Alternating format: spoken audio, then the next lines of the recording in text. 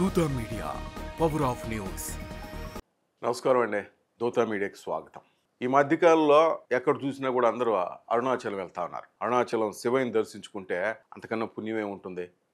ప్రతి ఒక్కరికి ఏదో విధంగా కలిసి వస్తుందని చెప్పేసి ప్రతి ఒక్కరు అక్కడికి వెళ్తుంటారు. అరుణాచలంలో ప్రతి ఒక్కరు ఆ శివయ్యని చూసిన తర్వాత రమణ మహర్షి ఆశ్రమంకి వెళ్తారు. ఆ తర్వాత ఆ టోపియమ్మ గురించి అందరూ ఎక్కడ ఉంటుందా అని చెప్పేసి ఎగబడి వెళ్తుంటారు. అమ్మ దర్శనం కూడా అయిన తర్వాత చాలా హ్యాపీగా ఫీల్ అవుతారు. అట్లాగా టోపియమ్మ తర్వాత మణిమారన ఒక అబ్బాయి ఉంటాడు, పిల్లగాడు ఉంటాడు. ఆ పిల్లగాడితో కూడా చాలామంది మాట్లాడుతుంటారు. ఇప్పుడు ఆ పిల్లగాడు గురించి మనం చెప్పాలి. ఎందుకంటే ప్రస్తుతం ఆ పిల్లగాడు కొంచెం కష్టాల్లో ఉన్నాడు. అందరికీ తెలిసిన వ్యక్తి. మణిమారన్ అంటే తెలియనివాడు కాదు.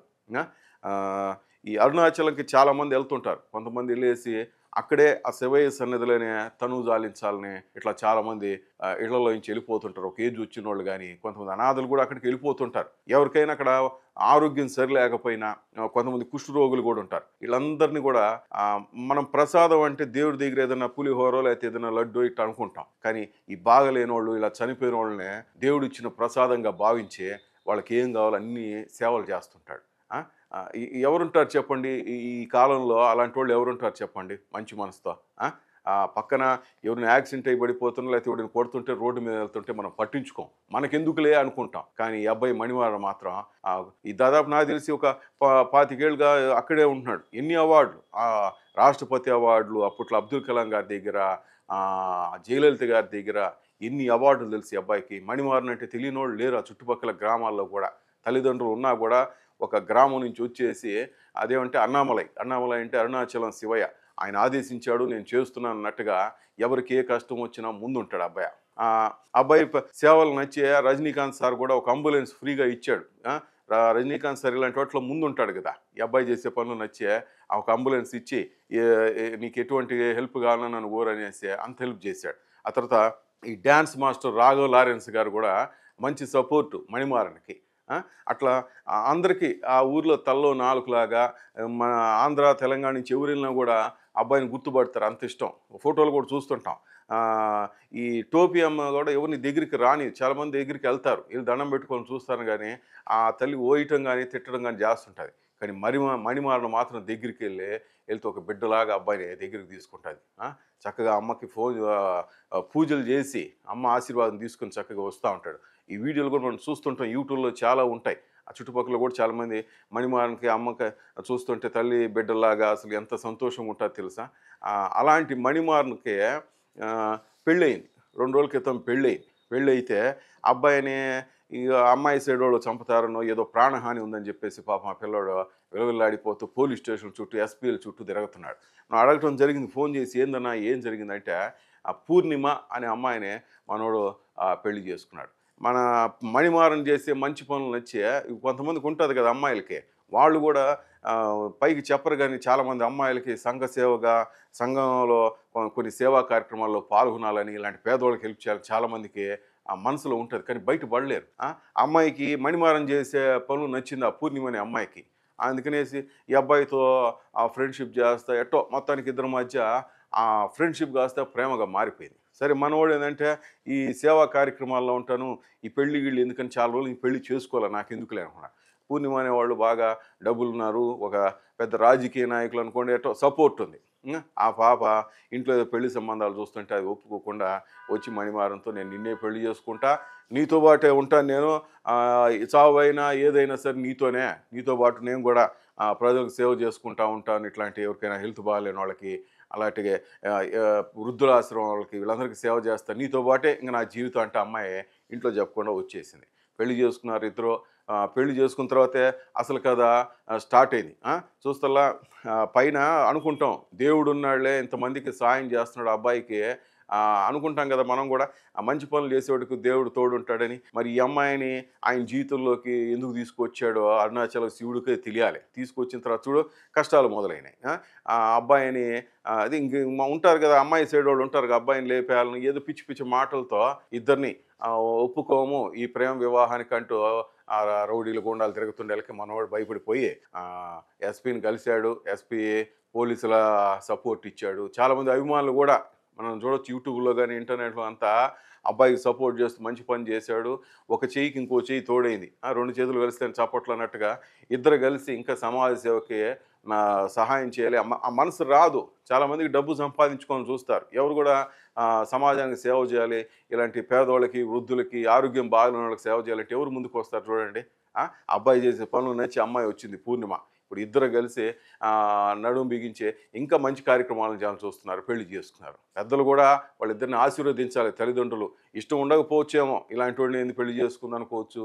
అమ్మాయి మనసు కూడా ఎరిగి తల్లిదండ్రులు మంచి పని చేస్తే బాగుంటుంది. ఎందుకంటే అరుణాచల్లో ఈ పని జరిగిందంటే అంటారు చూడు, శివుడి ఆజ్ఞ లేనిదే చేమైనా కుట్టదని చెప్పేసి, ఆ శివుడి ఆజ్ఞతేవో ఆ ఇద్దరు కలిసేరేమో, ఆ ప్రేమ బంధం ఈరోజు పెళ్లి బంధం అయిందేమో. ఆ తల్లిదండ్రులు ఒకసారి ఆలోచించండి. అలాగే అక్కడ ఉన్నోళ్ళు కూడా వాళ్ళకి సపోర్ట్ చేయండి. అలాగే మన వాళ్ళు చాలామంది వెళ్తుంటారు 2 రాష్ట్రాల నుంచి. మీరు కూడా వాళ్ళు బాగుండాలని మనస్ఫూర్తిగా కోరుకోండి. ఎందుకంటే ఇలాంటి వాళ్ళు బాగుంటేనే ఇంకొంతమందికి మంచి జరుగుతుంది. కాబట్టి మణివారానికి, పూర్ణిమకి మరొకసారి వివాహ శుభాకాంక్షలు తెలియజేస్తూ వాళ్ళు బాగుండాలని కోరుకుంటున్నాం. పోలీసులు కూడా వాళ్ళు ప్రొటెక్షన్ ఏర్పాటు చేశారు. కానీ చెప్పలేము, ఈ పెద్దలు ఇప్పుడు చూస్తున్న మన ఆంధ్రాలో కూడా తెలంగాణ ఎన్ని జరుగుతున్నాయి పరువు హత్యలు అనేసి భయం వేస్తూ ఉంది. అయితే చాలామంది వాళ్ళకి సహాయంగా ఉన్నారు, వాళ్ళకి సపోర్ట్గా ఉన్నారు. వాళ్ళిద్దరు మంచిగా ఉండాలని మనం ఒకసారి కోరుకుందామండి. என் பேர் மணிமாறன், திருவண்ணாமலை மாவட்டம். தமிழகம் முழுவதும் பார்த்தீங்கன்னா சாலையில் ஆதரவற்ற முடியாத டோனை பாதிப்பட்ட மனநல பாதிப்பட்டவங்க கடந்த 23 ஆண்டுகள் தொடர்ந்து தொண்டு தர்ம காரியங்கள் செஞ்சுருக்கோம். இப்போ பார்த்தீங்கன்னா நம்ம இவங்க என்னுடைய மனைவி இப்போ வந்து இவங்க ஒரு பூர்ணிமா, திருப்பத்தூர் மாவட்டம் நெருப்பள்ளி நாட்டாம்பள்ளி கிராமம். ஒரு 1.5 வருஷத்துக்கு முன்னாடி என் சேவையை அவங்க பார்த்து என்னை திருமணம் செய்யணும். முதல் எடுத்தோடனே அவங்க என்னை காட்டுக்குலாம் சொல்லலை. எடுத்த வார்த்தையும் அவங்க என்னை திருமணம் பண்ணணும், நான் கல்யாணம் பண்ணுறேன்னு கேட்டாங்க. நான் கூட ஏதோ ஒரு ஆர்வத்தில் பேசுகிறீங்களா, வெயிட் பண்ணுங்கள் அப்படின்னு சொன்னேன். ஒரு 1.5 வருஷம் காலம் அப்படியே வெயிட் பண்ணிட்டு தானோ. அப்புறம் எங்கள் தந்தையை வந்து ஜோதி ஆகிட்டாரு. ஜோதி ஆகி இன்னும் ஒரு ஆண்டு கூட ஆகலை. அப்புறம் அவங்ககிட்ட சொன்னேன், இன்னும் கொஞ்சம் நாள் நம்ம தள்ளி பண்ணுவோன்னு. இல்லை, எங்கள் வீட்டில் வந்து சரியான முறையில் ஒத்துழைக்க மாட்டாங்க. தயவு செய்து நீங்கள் வந்து என்னை எவ்வளோ குயிக்காக திருமணம் பண்ணணுமோ அதை குயிக்காக திருமணம் பண்ணுங்க. அவங்க பார்த்தீங்கன்னா அவங்க வந்து கண்ணீர். நான் ரெடியாக இருக்கேன். என்னை பொறுத்தளவு ஜாதி ஒன்று தான். நாங்கள் இருவரும் மனம் தான் எங்களுக்கு ஒத்து போகணும். ஜாதி எங்களுக்கு அதை பற்றி எங்களுக்கு பிரச்சனை இல்லை. எனக்கு கடைசி வரைக்கும் காலம் வரைக்கும் அந்த பொண்ணை நான் தான் காப்பாற்றி வரணும். அந்த பொண்ணு என்ன தான் பார்த்தாகும். இதில் ஜாதி என்ன பார்க்க போகுதுன்ற எனக்கு தெரியல. அதே போல் அவங்க குடும்பத்தில் சப்போஸ் ஒரு பெண்ணு பார்த்தவங்க எல்லாருக்கும் கோவம் வரதான் செய்யும். நானும் எவ்வளோ முயற்சி பண்ணேன். ஏன்னா நான் எல்லா தமிழகம் முழுவதும் பார்த்தீங்கன்னா தாய் தந்தை பாதுகாக்கணும் அப்படின்ற விழிப்புணர்வு ஏற்படுத்துறது நான் நிறைய விஷயங்கள் பண்ணியிருக்கேன். இதில் நான் 3 தேசிய விருது, 6 மாநில விருது, நிறைய சிஎம் கிட்ட பாராட்டு, 27 மாவட்ட ஆட்சித்தலைவர் அவார்டு. அந்த கொரோனா காலத்தில் கூட இறந்து போன உடல்களை வந்து என்னுடைய உயிர் பொருட்டாக எடுத்துக்காக நான் நல்லெடுக்க மாட்டேன். அந்த மாதிரி நான் உயிரை நேசிக்கிறேன். ஒரு ஆதரவட்ட இறந்த உடலை நேசிக்கும் போது, ஒரு உயிராக இருக்கும்போது ஒரு பொண்ணை கூட்டின்னு வரேன்னா அது அவங்க மனசு நோக்கடிக்கூடாது தான் நானும் நினச்சேன். எவ்வளோ நான் கேட்டேன் அவங்ககிட்ட, அவங்க பர்மிஷனை கிடைக்கல அப்படின்ற ஒரு பட்சத்தில் தான் பொண்ணு வந்து என்கிட்ட சொன்னாங்க. நான் கேட்டேன், எவ்வளோ குயிக்காக வாங்க முடியுமோ வாங்குன்னு. பொண்ணு சொல்லிட்டாங்க, என்னால் வாங்க முடியாது, அப்படி மீடியம்னா என்னை வேறு எங்கன்னா கல்யாணம் பண்ணி கொடுத்துருவாங்க, என் உயிருக்கே அச்சுறுத்தல் இருக்குது, முடிஞ்சால் நீங்கள் கூட்டுவாங்க, இல்லை நான் இறந்துருவேன் அப்படின்ற ஸ்டேட்மெண்ட் கொடுத்தது பிறகு தான் 19ஆம் தேதி இந்த திருமணம் கூட நான் ஃபிக்ஸ் பண்ணணும். பொண்ணே கூப்பிட்டு எனக்கு ஃபிக்ஸ் பண்ணி, பொண்ணு தான் என்ன கூட்டின்னு வந்து நீ திருமணம் பண்ணி ஆகணுன்றது முறையான இதில் கடலூர் மாவட்டத்தில் செல்வி விநாயகர் ஆலயத்தில் திருமணம் பண்ணி அரசு பத்திரப்பதிவு, முறையான சட்ட ரீதியான அரசு பதிவு பண்ணிட்டு அதுக்கு பிறகு அவங்க வீட்டுக்கு நாங்கள் தகவல் தெரிவிச்சுட்டேன். ஏன்னா ஒரு பொண்ணு வீட்டை விட்டு வராங்கன்னா ஒரு தாய் தந்தையுடைய வழி வேதனை எனக்கும் தெரியும். சரி, அவங்க தகவல் தெரிவிச்சுன்னுட்டு கூப்பிட்டு சொன்னேன். அவங்க வந்து சரியான ரெஸ்பான்ஸ் இல்லை, உங்களை வாழ விட மாட்டோம், கொஞ்சம் சில ஒரு அந்த வார்த்தைகள் என்னால் சொல்ல முடியல, சில அத்துறுச்சல் இருக்குது. ஏன்னா நான் சமூக சேவனத்தால் எந்த டைமில் எங்கே போவேன்னு எனக்கு தெரியாது. நைட்டில் எனக்கு காலையில் வரும், 24 மணி நேரம் நான் சேவையிலே இருக்கிறதால எனக்கு உயிருக்கும் பாதுகாப்பு, என்னுடைய மனைவிக்கும் உயிருக்கு பாதுகாப்பு. அரசாங்கம் தான் சட்ட ரீதியாக எனக்கு வந்து பாதுகாப்பு இருக்கும். அதே போல் பார்த்தீங்கன்னா தமிழக முதல்வர் கையால் சிறந்த சீஃப் மினிஸ்டர் விருது வாங்கியிருக்கேன். சிறந்த சோசியல் ஒர்க், சிறந்த சமூக இந்தியாவில் அப்படியே தேசிய விருது வாங்கியிருக்கேன். எங்கள் அரசு முழுக்க எனக்கு வந்து இதில் பாதுகாப்பும் கொடுக்கணுன்றது நான் பணிவான. பேர் பூர்ணிமா, வந்து திருப்பத்தூர் மாவட்டம் நாட்டுமல்லி என்னோட ஊர். நான் வந்து ஒன்றரை வருஷமாக வந்து மணிமாறன் சமூக சேவகரை வந்து நான் விரும்புகிறேன். இவரை திருமணம் பண்ணிக்கணும்னு நான் ஆசைப்பட்டேன். இவரை நான் வந்து டேட் ஃபிக்ஸ் பண்ணி இன்றைக்கி திருமணம் கட்டாயப்படுத்தி திருமணம் பண்ண வச்சது நான் தான். என்னோடய குடும்பத்தில் வந்து கொஞ்சம் அச்சுறுத்தல் இருக்குது 2 பேருக்குமே. நாங்கள் வந்து இன்றைக்கி எஸ்பி ஆஃபீஸ் வந்திருக்கோம். எங்கள் 2 பேருக்குமே பாதுகாப்பு கொடுக்கணும் அப்படின்றதுக்காக நான் வந்திருக்கோம்.